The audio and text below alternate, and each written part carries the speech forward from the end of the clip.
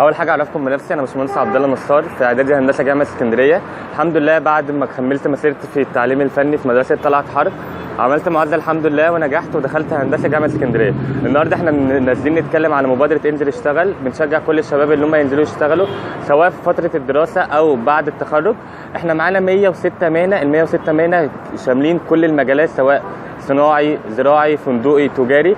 ال 106 مهنه بندعم الشباب ان هي تنزل تشتغل خلال فتره الدراسه او ما بعد فتره الدراسه، سواء كان تدريب. معظم الوقت دلوقتي الشباب لما بتخلص فتره الدراسه بتاعتها وتبتدي تعمل شركه وتبتدي تنزل الشركات بتعمل انترفيو، مش بيسالوا قوي عن الشهاده. اهم حاجه ان انت تكون بتعرف تشتغل. بيبتدي يجيب لك حاجات تبع المجال بتاعك ان انت هتشتغل فيه في الشركه، ويقول لك وريني انت بتعمل ايه، انت بتعرف تعمل كذا. احنا عندنا 106 حرفه مهنه، انا كنت من ضمنهم مهنه الالكترونيات في مدرسه طلعت حرب.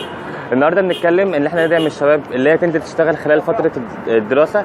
ال 106 مهنه مطلوبين في كافه انواع الجمهوريه. عندنا مهن كتير قوي، عندنا مهن العماره، عندنا مهن المدنيه، عندنا مهن كتير قوي للشباب. الحمد لله كنت منزل بتدرب خلال فتره الدراسه في احد الشركات في المنطقه الحره.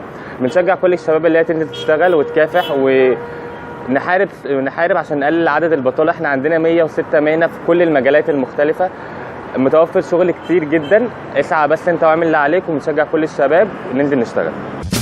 انزل اشتغل، انزل اشتغل، النجاح ده سر الاسراء على العمل. انزل اشتغل، انزل اشتغل، النجاح ده سر الاسراء.